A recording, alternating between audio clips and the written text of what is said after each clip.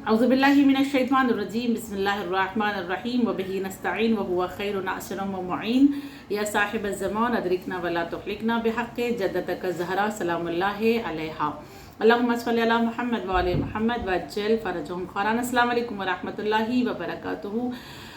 इससे पहले हम लोगों ने सूरह मुरसलात की 15 आयतों को समझने की कोशिश की थी, जिसमें खुदावंद करीम ने कुछ फ़रिश्तों की कस्में खाई थी। वो फ़रिश्ते जो बादलों को फैलाते हैं, वो फ़रिश्ते जो वही लेकर आते हैं, और इस तरह बकिया फ़रिश्तों की कस्में खाने के बाद परवरदिगार आलम ने क़यामत का तज़किरा किया था कि क़यामत जब होगी तो उसके शुरुआत में क्या होगा। यानी मिसाल के तौर पे अल्लाह ने कहा था कि आसमान फट जाएगा, सितारे महव हो जाएंगे यानी डूब जाएंगे, और पहाड़ अपनी जगह से उखड़ जाएंगे और वो चलने लगेंगे। और फिर वो दिन जो होगा वो जुदाई का दिन होगा, यौमुल फ़स्ल होगा, यानी अलग होने का दिन। किसके अलग होने का दिन? हक़ और बातिल के अलग होने का दिन, और झूठ और सच के अलग होने का दिन, गुनाहगार और नेकोकार के अलग होने का दिन। वो दिन ऐसा होगा कि जब गुनाहगार एक सफ में खड़े होंगे और जो नेकी करने वाले होंगे वो सारे के सारे दूसरी सफ में खड़े होंगे, यानी ग्रुप हर एक इंसान का ग्रुप बन जाएगा। हम देखें बहुत सारी ऐसी रवायात हैं जिसमें ये मिलता है कि अल्लाह जो है ग्रुप लोगों को उठाएगा। बहुत सारे डिफरेंट टाइप्स के ग्रुप होंगे। जो मुनाफिकीन का ग्रुप होगा वो अलग उठ कर आएगा क़यामत के मैदान में। जो सच बोलने वालों का ग्रुप होगा वो अलग से उठ कर आएगा। जो काफिरों का ग्रुप होगा वो अलग से आएगा। जो मुशरिकों का ग्रुप होगा वो अलग से आएगा। और इसी तरह जब अल्लाह जो है नामा आमाल को देगा तो नामा आमाल को देने का भी ये तरीका बताया गया है कि एक तरीका नामा आमाल देने का ये होगा कि उम्मत वाइज दिया जाएगा कि किस नबी की उम्मत, नबी साथ में खड़े होंगे, उनकी उम्मत पीछे खड़ी होगी, और वो उम्मत वाइज नामा अमाल दिए जाएंगे। और एक ऐसा होगा जो ग्रोह बना के लोग खड़े होंगे तो उनके ग्रुप्स को नामा अमाल दिया जाएगा। एक ऐसा होगा कि सबको इनफरादी, यानी हर किसी को उसका अपना अलग अलग नामा अमाल दिया जाएगा। ये सारे सीन हैं जो रवायात में मौजूद हैं कि क्या क्या होने वाला है क़यामत में, किस तरह से अल्लाह हिसाब किताब लेगा। ये सारी बातें इसमें बताई गई हैं। और सूरह मुरसलात भी इसी तरह इशारा करती है कि कैसे लोग वहाँ पे जमा होंगे, किस तरह से पहाड़ उखड़ जाएंगे, चलने लगेंगे, पूरा का पूरा मैदान हो जाएगा, और फिर वो क़यामत जब आएगी तो कैसे हिसाब लिया जाएगा। और फिर ये सारी बातें करने के बाद अब अल्लाह जो आगे बातें कर रहा है आयत नंबर 16 से, उसमें खुदावंद करीम ये बताना चाह रहा है कि ये जो हम सज़ा देने वाले हैं ये सज़ाएं सिर्फ एक ग्रुप के लिए नहीं है। यानी हमने पहले वालों के साथ भी ऐसे ही किया था। जब पहले कुछ लोगों ने नाफरमानी की थी, अल्लाह की अताअत से मुंह फेरा था, अल्लाह के नबियों को झुटलाया था और उसकी किताब को झुटलाया था, मजाक उड़ाया था उसके नबियों का, तो अल्लाह ने उनको कैसे अजाब में मुब्तला किया था, उसी तरह जो दूसरे भी ग्रुप होंगे उनको भी अल्लाह अजाब में डालेगा। और अल्लाह आदिल है। कोई ये ना कहे कि जो पहले वाले कर चुके अल्लाह ने उन्हें सज़ा दे दी और फिर जो बाद में आएंगे वो करेंगे तो उनको सज़ा नहीं मिलेगी, ऐसा नहीं है। या यूँ कहा जाए कि जो पहले वाले आए थे उन्होंने जब बुराइयां की तो उनको बहुत हार्ड वाली सज़ा मिली है, और जो नेक्स्ट आने वाले हैं वो जब बुराइयां करेंगे तो उनकी सज़ा बहुत नॉर्मल सी होगी। ऐसा नहीं है। खुदा आदिल है और उसकी अदालत का तकाजा ये है कि जैसा उसने सलूक पहले की कौम पे किया है वैसा ही अब जो गुनाहगार होंगे, जैसा मुजरिम है वैसी सज़ा अल्लाह के यहाँ मिलेगी। लिहाजा अब अल्लाह जो है आयत नंबर 16 में यह अर्ज़ करता हुआ नज़र आया, बिस्मिल्लाहिर्रहमानिर्रहीम, अलम नुहलिकिल अव्वलीन। तर्जुमा क्या है? क्या हमने पहली मुजरिम कौमों को हलाक नहीं किया? अल्लाह क़यामत के मरहले को बयान करने के बाद तमाम मुजरिमों को मुखातिब करके, गुनाहगार जो मुजरिम हैं, जो ख़ताकार हैं, अल्लाह उनसे कह रहा है कि क्या तुमने नहीं देखा कि हमने पहली जो मुजरिम कौम थी उनके साथ भी किस तरह से उनको सज़ा दी है और किस तरह उनके साथ पेश आए हैं। मिसाल के तौर पे हमने कौम आद के साथ क्या किया, कौम समूद के साथ क्या किया, कौम नूह के साथ क्या किया, और जो कौम लूत थी उनके साथ हमने क्या किया, या फ़िरऔन का जो लश्कर था उसके साथ अल्लाह ने क्या किया। ये सारी की सारी जो कौम थी یہ سارے قبیلے سارے قوم کو اللہ نے ہلاک نہیں کیا، اللہ کہہ رہا ہے کہ ہم نے ان سب کے ساتھ کیا ہے، اور تم یہ مت سمجھنا کہ تم آزاد ہو جاؤ گے، تم کو کوئی سزا نہیں دی جائے گی اور تمہارا جو جی چاہے گا تم وہ کرتے چلے جاؤ گے۔ ہاں کبھی ایسا ہوگا کہ ایک مدت تک تمہیں مہلت دی جائے گی، جیسے ہر قوم کو ایک مدت تک مہلت دی گئی ہے، لیکن جب وہ مہلت ختم ہو جائے گی، جب وہ ٹائم ختم ہو جائے گا تو تمہیں بھی سزائیں دی جائیں گی جیسے ان کو سزا دی گئی۔ کسی کو بجلی کے ذریعے سے ختم کر دیا گیا، کسی کو تیز آندھی کے ذریعے سے ختم کر دیا گیا، کسی کو زلزلے کے ذریعے سے ختم کر دیا، کسی قوم کے اوپر پتھروں کی بارش ہوئی آسمان سے اور وہ قوم نیست و نابود ہو گئی۔ اسی طرح ہر زمانے کے ظالموں کو اللہ ختم کرے گا اور ان کا حساب و کتاب آسمان میں یعنی محشر کے میدان میں بھی لے گا۔ آیت نمبر 17 میں اللہ کہہ رہا ہے ثم نتبعہم الآخرین، پھر ہم بعد میں آنے والوں کو ان کے پیچھے بھیجیں گے، یعنی جو بعد میں آنے والی قوم ہے جن کو ہم نے پہلے بھیج دیا، یعنی جن کو ہم نے سزا دے دی، اور جو بعد میں قوم آئے گی جب وہ وہی کام کرے گی جو پہلے والے کر رہے تھے تو ہم ان کو ان کے پیچھے بھیجیں گے۔ ان کے پیچھے بھیجیں گے یعنی کیا کہ جیسی سزا ان کو ہم نے دی تھی ویسی ہی سزا اب انہیں بھی دی جائے گی۔ یہ بری نہیں ہوں گے، ان کو اپنے آپ کو آزاد نہیں سمجھنا چاہیے۔ وہ یہ نہ سمجھے کہ ہاں ٹھیک ہے نا، پہلے والوں کے ساتھ جو ہونا تھا وہ ہو گیا، اب ہمارے ساتھ کچھ نہیں ہوگا، ایسا نہیں ہے۔ اللہ کہہ رہا ہے ہم تم کو انہی قوم کے پیچھے بھیجیں گے۔ انہی قوم کے پیچھے بھیجنے سے مراد یہ ہے کہ جیسے ان کو سزا ملی تھی تمہیں بھی ملے گی۔ جب ہم محشر میں محشور کریں گے، لوگوں کو اٹھائیں گے، تو انہی برے لوگوں کے ساتھ تم کو اٹھایا جائے گا، انہی کی صفوں میں انہی کی لائن میں تم کو کھڑا کیا جائے گا۔ پھر جو انجام محشر میں ان کا ہوگا وہی انجام تمہارا بھی ہوگا۔ کوئی اس میں عدالت میں اللہ کی کمی آنے والی نہیں ہے۔ آیت نمبر 18 میں خدا کہتا ہے کَذَلِكَ نَفْعَلُ بِالْمُجْرِمِينَ، ہاں ہم مجرموں کے ساتھ ایسا ہی سلوک کیا کرتے ہیں۔ اب اللہ کہہ رہا ہے کہ جو مجرم ہیں، جو جرم کرنے والے ہیں، جو خطا کرنے والے ہیں، وہ تمام ایسے ہیں کہ ہم ان کے ساتھ ایسا ہی کرتے ہیں، ہم ایسی ہی سزا دینے والے۔ یہ حضرت محمد مصطفیٰ صلی اللہ علیہ وآلہ وسلم کی جو قوم تھی، جو ان کی امت تھی، جو ان کو ستا رہی تھی، جو جرم کر رہی تھی، جو نبی کی تکذیب کر رہی تھی، نبی کو جھٹلا رہی تھی، نبی کے لائے ہوئے تمام احکامات کو جھٹلا رہی تھی، تمام پیغامات کو جھٹلا رہی تھی۔ نبی کہتے تھے قرآن حق ہے، وہ کہتے تھے جھوٹ ہے، یہ تو قصیدہ ہے، یہ تو نبی نے خود بنایا، یہ تو شعر و شاعری ہے۔ نبی کہتے تھے کہ اللہ نے قیامت کو بنایا ہے، قیامت آئے گی، تو وہ کہتے تھے ایسی کوئی قیامت نہیں ہے، ایسا کچھ بھی نہیں ہونے والا۔ نبی کہتے تھے کہ تمہیں مرنے کے بعد اٹھایا جائے گا، تو وہ ہنستے تھے اور ہنس کے کہتے تھے کہ کوئی مٹی بننے کے بعد بھی اٹھتا ہے، کسی کی ہڈیاں ختم ہو جاتی تب بھی وہ اٹھتا ہے، ایسا کچھ بھی نہیں ہوگا۔ تو یہ ساری چیزیں اللہ نبی کی قوم کو اور ہمیں اور آپ کو یہ کہہ رہا ہے کہ جیسا ہم نے پچھلی قوم کے ساتھ کیا ہے کہ جب انہوں نے اپنے نبیوں کو جھٹلایا، مذاق اڑایا، ان کو اذیتیں دی، تکلیف دی، تو اب تمہارے ساتھ بھی وہی ہوگا، کیونکہ اللہ کا نظام کبھی بدلتا نہیں ہے۔ جیسے ایک ملک کا قانون چینج ہوتا رہتا ہے نا، جیسے جیسے حکومت کا حاکم چینج ہوگا، جب کوئی دوسرا حاکم آتا ہے تو وہ اپنے رولز بناتا ہے، جب کوئی ایک اور دوسرا حاکم آ جائے گا تو وہ اپنے رول بنائے گا۔ اسٹیٹ وائز بھی آپ دیکھیں تو رول چینج ہوتے رہتے ہیں نا، دنیاوی نظام میں رولز چینج ہوتے ہیں۔ آپ عدالت میں چلے جائیے، آپ کورٹ میں چلے جائیے، کورٹ میں پہلے کچھ اور سزا تھی، بعد میں کچھ اور سزا ہو گئی، اب کچھ نظام بدل گیا، اب کوئی سسٹم چینج ہو گیا۔ لیکن اللہ کے ہاں کوئی نظام، کوئی قانون، کوئی اصول بدلتا نہیں ہے، جو پہلے تھا وہی قانون ابھی بھی ہے۔ ہاں رحمت کا قانون ایک الگ مسئلہ ہے کہ خدا کسی پر رحم کر دے، کسی سے پیار کر لے، کوئی اچھی لگ جائے ادا کسی بندے کی، پھر وہ گلے لگا لے، وہ معاف کر دے، وہ ایک الگ مسئلہ ہے۔ لیکن جو قانون اللہ کے یہاں ہے کہ کسی ایک کو، مثال کے طور پہ ہم دنیا کی عدالت میں دیکھتے ہیں کہ سیم مجرم ہوتا ہے، سیم جرم کیا ہوا ہوتا ہے انسان، اور دو انسان ایسے ہیں کہ جنہوں نے ایک جیسا جرم کیا ہے، ایک جیسی خطا کی ہے، لیکن ایک کی سزا الگ ہوتی ہے، ایک کی سزا الگ ہوتی ہے، ایک کی جیل الگ ہوتی ہے، دوسرے کی جیل الگ ہوتی ہے، ایک کو فیسلٹی والی جیل دی جاتی ہے، ایک کو بہت سختی کے ساتھ جیل میں رکھا جاتا ہے، ایسا۔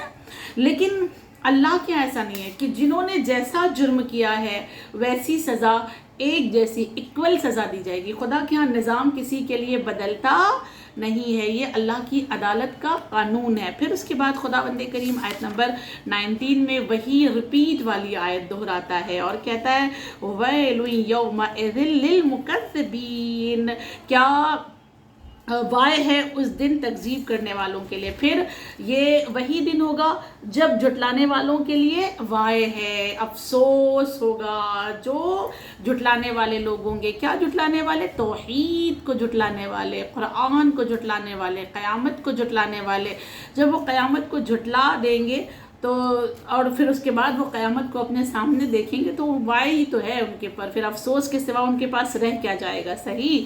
اللہ آگے اپنی بات کو بڑھاتے ہوئے پھر یہ فرماتا ہے، خداوند کریم نے عرض کیا آیت نمبر 20 میں کہا الم نخلقکم من ماء مہین، کیا ہم نے تمہیں پست اور حقیر پانی سے پیدا نہیں کیا؟ اب اللہ اپنی قدرت بتا رہا ہے۔ وہ لوگ جو یہ سمجھتے ہیں نا کہ ہاں ٹھیک ہے نا، ان کو سزا ملی، ہمیں تھوڑی ملنے والی ہے، ہمارے ساتھ کچھ نہیں ہوگا۔ اللہ کی قدرت میں کیا ہے؟ اللہ کیا ہے؟ جو لوگ یہ سمجھتے ہیں کہ ہاں ٹھیک ہے نا، یہ تو دنیا بس ایسی بن گئی ہے، کچھ چیزیں آپس میں ٹکرائیں اور ٹکرانے کی وجہ سے کائنات بن گئی، دنیا خلق ہو گئی، ہاں نظام بن گیا۔ اللہ انہیں اپنی قدرت یاد دلا رہا ہے، ایسے لوگوں کو جو انکار کرتے ہیں، جو اپنے آپ کو کہتے ہیں ہم ایتھیسٹ ہیں، ہم نہیں مانتے ہیں، ہم کچھ نہیں سمجھتے ہیں، تو بس یہ کچھ نہیں ہے، کوئی حساب کتاب نہیں، جس کو جیسے جینا ہے وہ جی سکتا ہے نا۔ اللہ ان کو اپنی قدرت کا اندازہ لگانے کے لیے، یعنی اندازہ دلانے کے لیے اب یہ باتیں کر رہا ہے کہ کیا ہم نے تمہیں ایک پست حقیر پانی سے نہیں پیدا کیا؟ اچھا، یہ بہت سوچنے والی بات ہے کہ خدا بار بار یہ کیوں کہہ رہا ہے کہ قرآن میں کئی مرتبہ خدا نے یہ کہا نا کہ ہم نے تمہیں ایک حقیر پانی سے، ایک نجس پانی سے بنایا، ایک نجس نطفے سے تم پیدا ہوئے۔ یہ خدا کیوں کہہ رہا ہے بار بار؟ پتہ ہے کیوں؟ اس لیے کہ خدا ہمیں یہ بتانا چاہ رہا ہے کہ دیکھو تم ایک انسان ہو نا، اور انسان کیا ہے؟ اشرف المخلوق ہے۔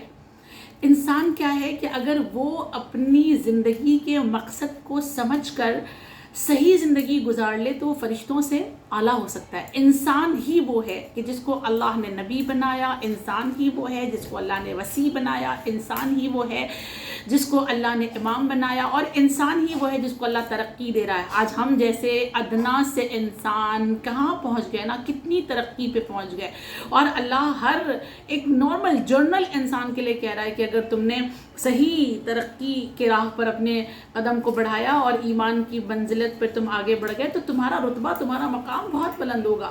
یعنی خدا ہمیں یہ بتانا چاہ رہا ہے کہ اگر میری قدرت میں یہ ہے کہ ایک حقیر جس کی کوئی اوقات نہیں ہے، اس پانی سے اگر میں ایک انسان کو پیدا کرنے کے بعد اس انسان کو اتنی بلندی دے سکتا ہوں کہ وہ پوری کائنات میں پرواز کر سکتا ہے، فلائٹ میں بیٹھ کر، وہ فلائٹ بنا رہا ہے، ہاں پوری چاند تک وہ پہنچ سکتا ہے، اگر میں اس کو اتنی بلندی دے سکتا ہوں ایک حقیر پانی سے بنانے کے باوجود بھی، تو پھر سوچو کہ میری قدرت میں کیا ہے، میری طاقت میں کیا ہے، میری پاس کتنی طاقت ہے، میرے پاس کتنی قوت ہے کہ میں نے انسان کو اتنا بلند کیا جبکہ انسان ایک حقیر اور پست پانی سے بنا ہوا ہے۔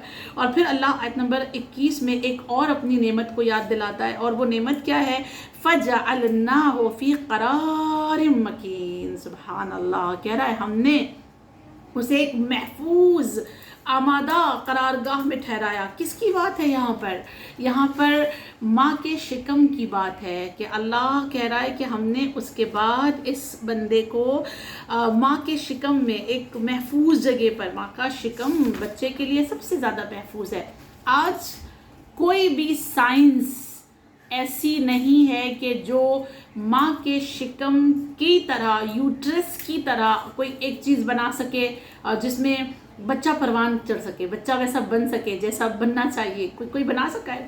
کوئی بھی ایک سائنس ایسی ترقی کر سکی ہے، یا کوئی سائنٹسٹ نے اتنے اپنے آپ کو آگے بڑھایا ہے کہ اس نے کوئی یوٹرس بنایا ہو اور پھر اس میں جو ہے وہ بچے کو رکھا ہو اور بچہ ویسے ہی پروان چڑھتا رہا ہو جیسے ایک ماں کے شکم میں چڑھتا ہے؟ پاسبل ہی نہیں ہے، ممکن ہی نہیں ہے۔ اللہ یہاں پہ کہہ رہا ہے کہ دیکھو تو صحیح کہ میری قدرت کیا ہے، کہ میں نے کس طرح سے محافظت کی ہے تم کو، ایک شیلڈ میں، ایک کور میں، ایک کور پھر دوسرا کور، اور اس طرح تم کو میں نے ایک छोटी सी जगह में कैसे रखा ना, तुम्हें गोश्त के लोथड़े, फिर उसके बाद तुम्हें गोश्त बनाया, फिर तुमको जिस्म दिया, फिर हड्डियाँ दी, और फिर तुम माँ की शिकम में ही वो उसी का खून देकर उसी की ग़िज़ा लेकर तुम कैसे बढ़ते चले गए ना, और तुम एक इंसान बन गए, फिर तुम्हारे अंदर धड़कन आ गई, फिर तुम्हारे अंदर चान आ गई, तुम्हारे नाखून बन गए, तुम्हारे छोटे छोटे से हाथ बने, तुम्हारी आँखें, उसमें रोशनी हमने शिकम में ही डाली, और उसी शिकम में हमने रूह डाली। अल्लाह, एक ही जिस्म में 2 रूह एक ही साथ रहती है, कितनी बड़ी बात है।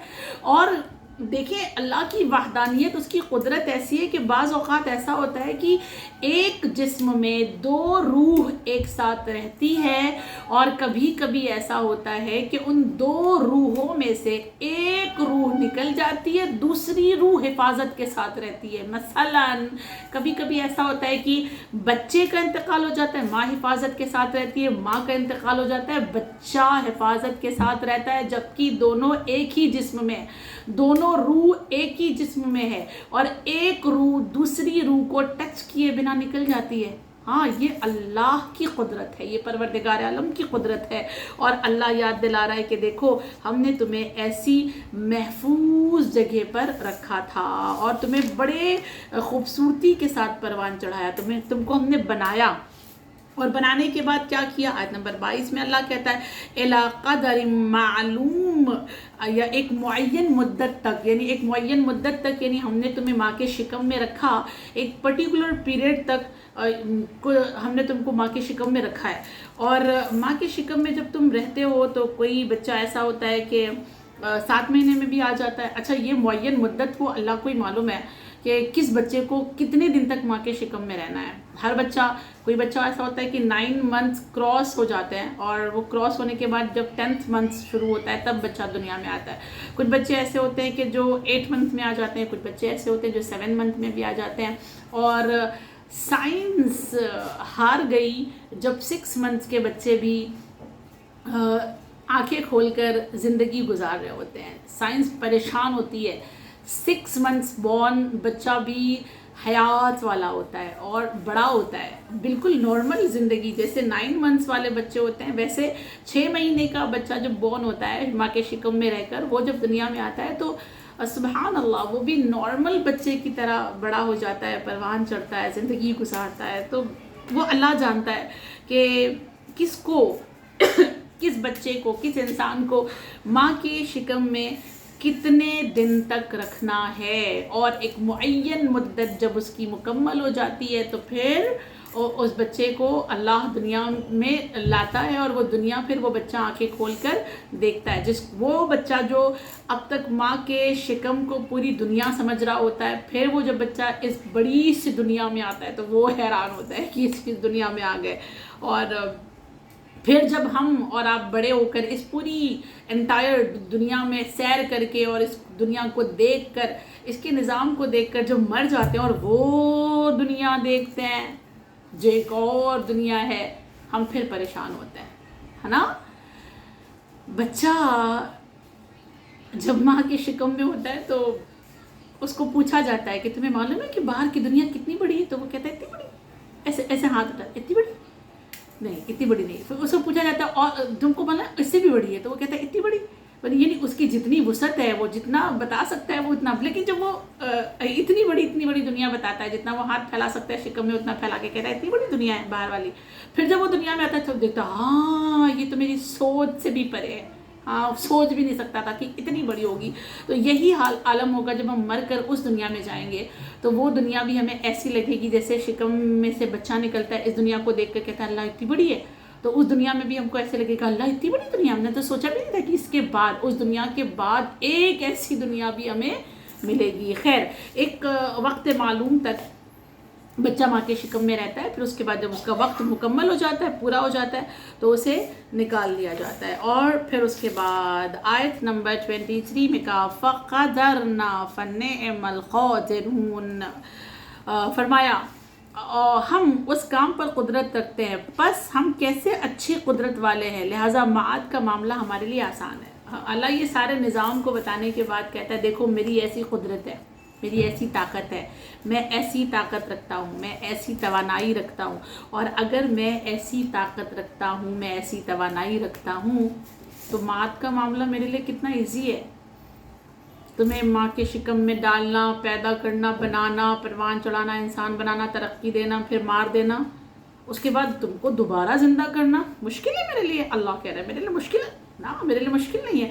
مات کا معاملہ میرے لیے بہت آسان ہے۔ اگر یہ سب میں نے اتنی آسانی سے کیا ہے تو پھر قیامت کا مرحلہ میرے لیے بہت آسان ہے۔ بہت آسانی سے میں تمہیں حکم دوں گا، آرڈر دوں گا، تم اپنے قبروں سے اٹھ کر آ جاؤ گے۔ آیت نمبر 24، پھر وہ ریپیٹ آیت، اللہ کہتا ہے وَيْلٌ يَوْمَئِذٍ لِّلْمُكَذِّبِينَ، یاد رہے کہ جو جھٹلانے والے لوگ ہیں وہ افسوس کریں گے، ہاتھ ملیں گے، وائے ہوگی ان کے اوپر جنہوں نے جھٹلایا ہے اللہ کے نظام کو، اللہ کی کائنات کو، اللہ کی قدرت کو، اس کی طاقت کو، جنہوں نے بھی ڈینائی کیا ہے، وہ سب کے سب افسوس کریں گے۔ ہاتھ ملنے کے سوا ان کے پاس کچھ نہیں ہوگا، کیونکہ وہ پھر اس ٹائم پر اللہ کی قدرت کو دیکھ رہے ہوں گے۔ پھر آیت نمبر 25 میں خدا کہتا ہے أَلَمْ نَجْعَلِ الْأَرْضَ كِفَاتًا، کیا ہم نے زمین کو انسانوں کے اجتماع کا مرکز قرار نہیں دیا؟ کفاتہ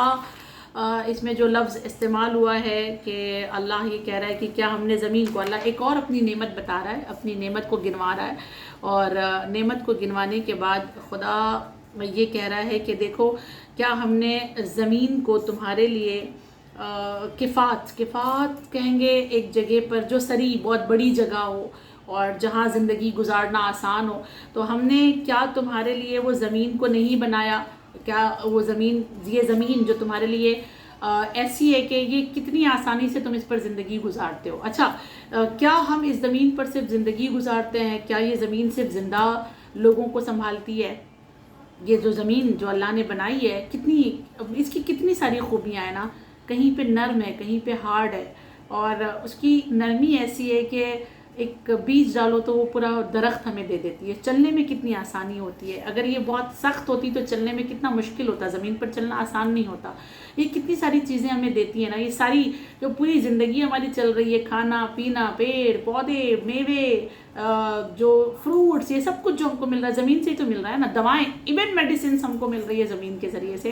تو اللہ کہہ رہا ہے کہ ہم نے یہ زمین کو تمہارے لیے ایسا نہیں بنایا، لیکن سوال یہ پیدا ہوتا ہے کہ کیا یہ جو زمین اللہ نے ہمیں دی ہے ایز اے نعمت، کیا اس زمین پر صرف زندگی گزاری جا رہی ہے؟ کیا یہ صرف زندوں کے لیے نعمت ہے یہ زمین؟ نہیں، اللہ آگے عرض کرتا ہے آیت نمبر 26 میں احیاء و امواتا، سبحان اللہ، کیا کتنی خوبصورت بات ہے، ان کی زندگی کی حالت میں بھی اور موت کی حالت میں بھی یہ زمین تمہارے لیے جو ہم نے بنائی ہے، وسیع ایک نعمت جو تمہیں زندگی دے رہی ہے، تمہیں پناہ دے رہی ہے، ایک آغوش مادر کی طرح ہم کو زمین رکھتی ہے نا، ہماری ماں بن کر زمین ہم کو پالتی ہے، اور کیا کچھ زمین ہمیں نہیں دے رہی ہے؟ جیسے ایک ماں اپنی اولاد کو سب کچھ دے دیتی ہے نا، ویسے یہ زمین، اللہ کی بنائی ہوئی زمین ہمیں سب کچھ دے دیتی ہے۔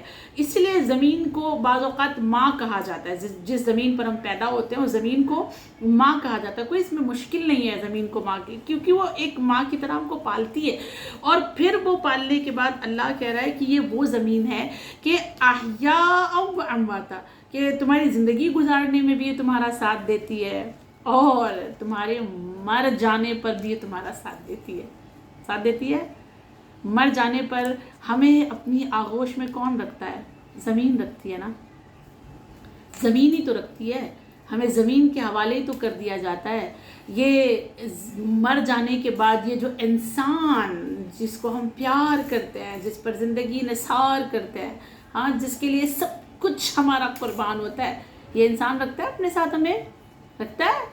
نہیں رکھتا ہے۔ کسی مرحوم کو بہت زیادہ اگر رکھا گیا تو 24 گھنٹے اپنے ساتھ رکھا گیا، اس کے بعد فوراً اس مرحوم کو، اس مردہ جسم کو، ہماری اور آپ کی باڈی کے ساتھ بھی یہی ہوگا، کس کے حوالے کر دیا جاتا ہے فوراً؟ زمین کے حوالے۔ پھر یہ زمین ان مردوں کی بھی حفاظت کرتی ہے، کتنے پیار سے رکھتی ہے۔ ہاں، وہ الگ بات ہے، وہ جو فشار کا مسئلہ ہے وہ الگ مسئلہ ہے کہ فشار ہوتا ہے کہ زمین جب دباتی ہے، فشار کرتی ہے، وہ سزائیں ہیں، وہ اللہ کی جانب سے سزائیں ہیں. اور وہ جب فشار ہو جاتا ہے نا تو یہ فشار بھی اللہ اس لیے کر دیتا ہے تاکہ محشر کے جو عذاب ہیں وہ کم کیے جا سکے. فشار بھی اللہ اس لیے، وہ بھی ایک رحمت ہے، فشار بھی ایک رحمت ہے کہ یہیں پہ سزا مل جاتی ہے، پھر آخرت کی سزا اس میں کم ہو جاتی ہے. فشار جس کا ہو جاتا ہے اس کے لیے کہا گیا ہے کہ آخرت کی سزائیں اس کے لیے بہت کم کر دی جاتی ہیں فشار کے ذریعے سے.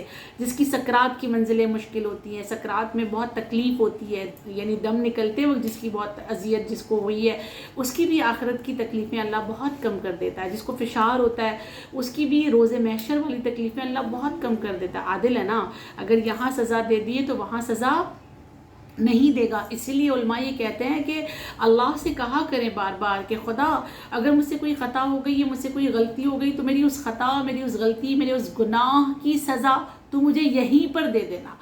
آخرت کی جو سزا ہوگی وہ ہم برداشت نہیں کر سکیں گے، وہ ہم سہ نہیں سکیں گے، ہے نا. لہٰذا ہم کو یہاں جو سزا مل جائے گی وہ شاید تھوڑی سی آسان ہوگی، ہم برداشت کر سکیں گے. آخرت کی سزا برداشت کرنا ہمارے بس میں نہیں ہوگا. وہ جب زمین ہم کو اپنی آغوش میں لیتی ہے مرنے کے بعد، بیووں میں سنبھالتی ہے، وہ ہم کو کتنے دن تک اپنے ساتھ رکھتی ہے. اور جب وہ ہم ہڈی گل جاتی ہے، ہمارے گوشت گل جاتے ہیں، جب وہ ریزہ ریزہ ہو، جب وہ اپنے اندر ملا لیتی ہے نا، وہ اپنے اندر ہی سما لیتی ہے. یہ زمین ہے، یہ اللہ نے ہمیں نعمت دی ہے. زمین ایک بڑی نعمت ہے، اور یہی وجہ ہے کہ جب امیر المؤمنین علی بن ابی طالب علیہ السلام جنگ صفین سے واپس لوٹ رہے تھے، اور جب وہ کوفے کے بالکل قریب پہنچے تو مولا کی نگاہ ایک قبرستان پہ پڑی. جب قبرستان پہ مولا کی نگاہ پڑی تو مولا نے اس قبرستان کو دیکھ کر کہا کہ دیکھو یہ مردوں کا کفات، گھر، رہنا جگہ، ٹھیک ہے، یہ مردوں کا گھر ہے، جو مر چکے ہیں یہ ان کا گھر ہے. زمین کو ہی کہا نا، یہ قبرستان کو، یہ مرنے والوں کا، جو جا چکے ہیں ان کا گھر ہے. اور پھر اور آگے مولا آئے جنگ صفین سے لوٹتے ہوئے، قبرستان سے جب آگے بڑھے تو مولا کو لوگوں کے گھر دکھے جس میں زندہ لوگ رہ رہے تھے.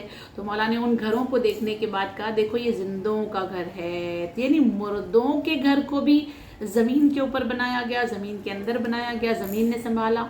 زندوں کا گھر بھی زمین کے اوپر ہے، زمین کا ہم پر بہت احسان ہے. لہٰذا اس زمین سے بھی جہاں ہم پیدا ہوئے ہیں محبت کریں. اسی لیے تو انسان کو وطن سے محبت ہوتی ہے نا.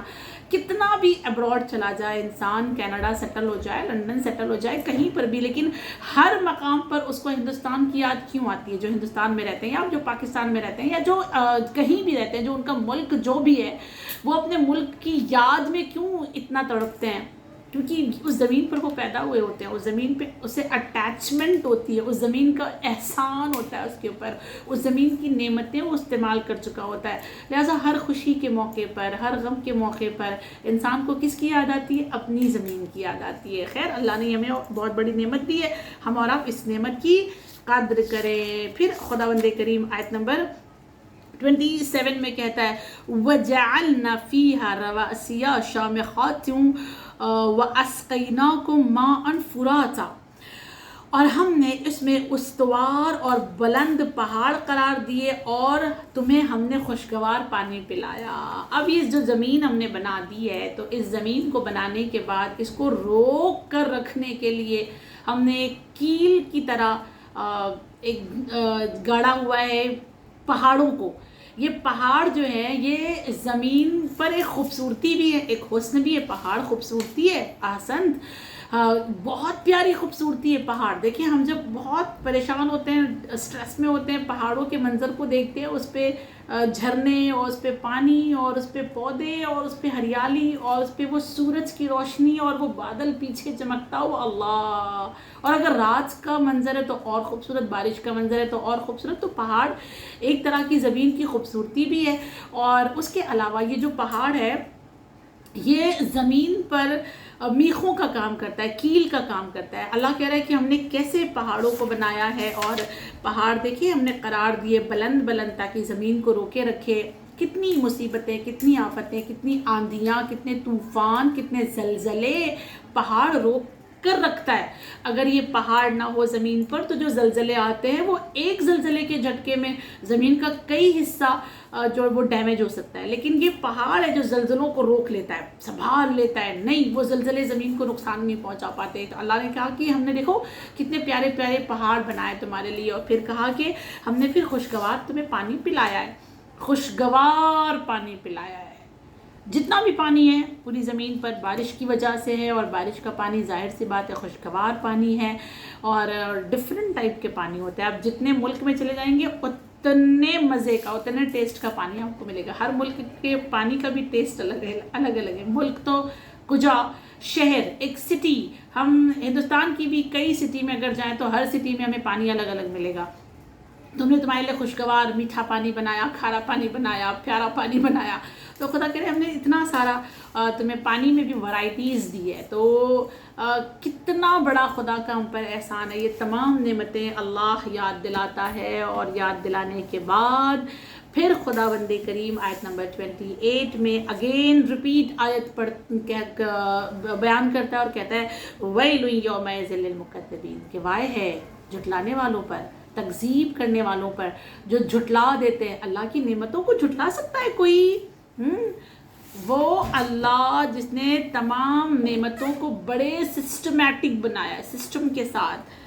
دیکھیے اللہ نے تو ایسا نظام قائم کیا ہے کہ آم کی فصل میں امرود نہیں ہوتا, امرود کی فصل میں آم نہیں ہوتا. یہ اب یہ آرٹیفیشل آتے ہیں ہمارے اور آپ کے پاس ہر موسم میں پھل, اور بہت تاکید کی گئی ہے. خود امام رضا علیہ السلام نے تاکید کی ہے کہ جو موسم کا پھل نہ ہو اسے نہ کھاؤ, لیکن جو موسم کا پھل ہے اسے ضرور کھاؤ. جس موسم کا جو پھل ہے اسی موسم میں اس پھل کو کھانا, وداؤٹ موسم وہ پھل نہیں کھانا جس کا موسم نہیں ہے, اس لیے کہ وہ اس پھل میں وہ تاثیر, وہ اثر, وہ شفا, وہ مزہ نہیں ہوگا. تو خدا نے یہ پورا نظام ہمیں اور آپ کو دیا ہے, اور اس نظام کو پروردگار عالم بیان کرنے کے بعد, ان نعمتوں کو خدا بیان کرنے کے بعد کہتا ہے وَيْلٌ يَوْمَئِذٍ لِّلْمُكَذِّبِينَ, کہ تم جھٹلانے والوں کے اوپر وائے ہے.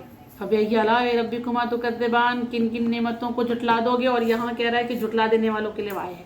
افسوس, ہاتھ میں لیں گے, تڑپیں گے, معذرت کریں گے, لیکن روز محشر ان لوگوں کے لیے معافی کا کوئی راستہ نہیں ہوگا. یاد رہے خدا کے ہاں معافی کی جو جگہ ہے وہ دنیا ہے, اور آخرت ریوارڈ کی جگہ ہے. وہاں ریوارڈ دیا جائے گا. جس کو جزا دینی ہوگی جزا دے گا, جس کو سزا دینی ہوگی سزا دے گا.